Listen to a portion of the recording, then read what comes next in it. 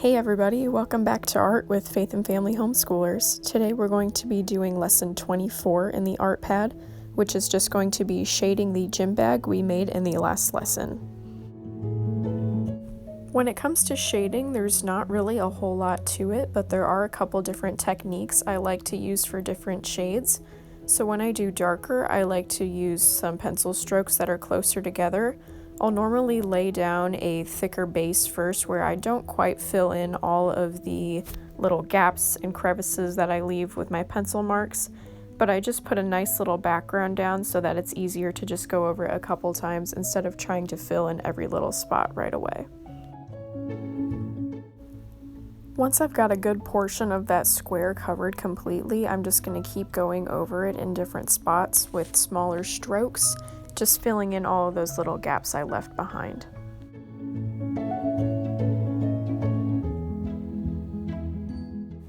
When I do my lighter shades, I like to do just a very thin scribble across the box. That way I will have a much lighter shade to start out with, and it's much easier to go darker than it is to go lighter. Another trick I like to do when I'm shading, and that a lot of artists commonly do, is to blend out your pencil strokes.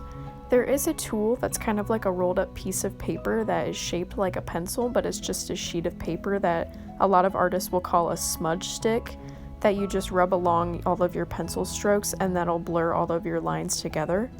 But for our purposes, since we don't have that, our fingertips will work just as well. So I like to just run my fingertips across the square that I made. And when you are doing this, be careful not to get any fingerprints anywhere else on your paper, because that graphite will stay on your finger until you wipe it off, so you just don't want to get any unnecessary smudges where you don't want them.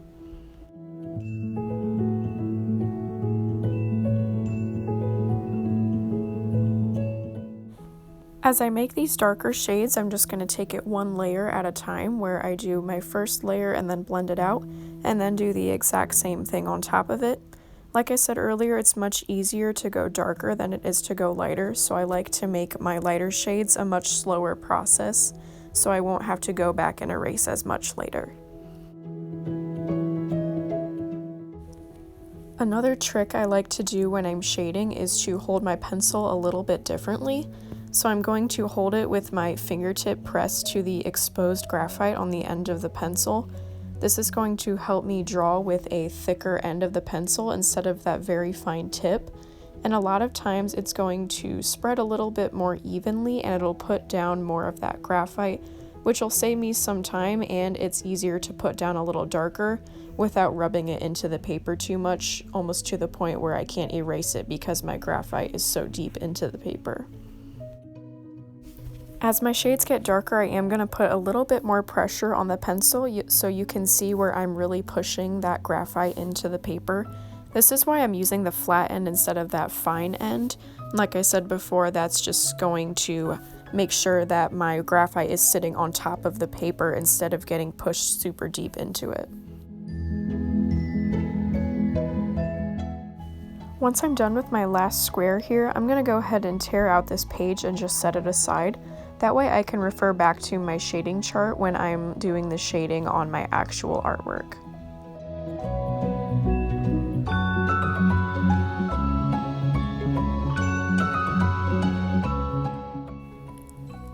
Now that I'm ready to get started with shading my project, the first thing I'm going to do is I'm going to draw a little sun somewhere on my paper. I chose the top right corner.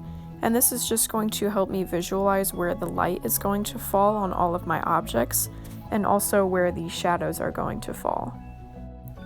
When I drew that little sun, I made it very, very light because I'm going to end up erasing it later. So we just don't want to draw it super dark, otherwise you're still going to be able to see a little bit of some pencil marks or maybe an outline left on the paper still. And when I draw it super light, that's just going to make sure that there's no trace of it left after I'm done erasing it. Before I put in any of my real shadows that would come from my light source, I'm just going to shade all of my objects to be somewhere close to the color that they would originally be without any certain amount of light falling on them. This is just going to help me out in the long run when I'm putting my shades down, and I don't have to worry about my objects looking too unnatural with the lighting.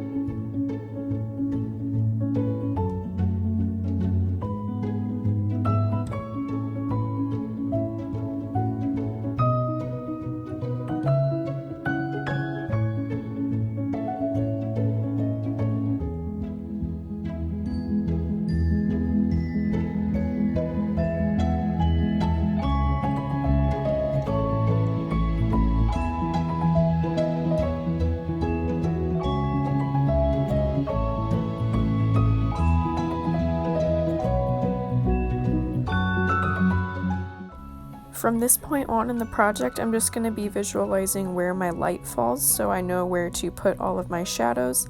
I'm going to make them just a little bit darker in places and lighter in some others. Again, just looking back to my light reference I drew in the corner of my page, and that's going to help me see where all of my shadows would naturally fall. This is all I'm really going to be doing for the rest of the project.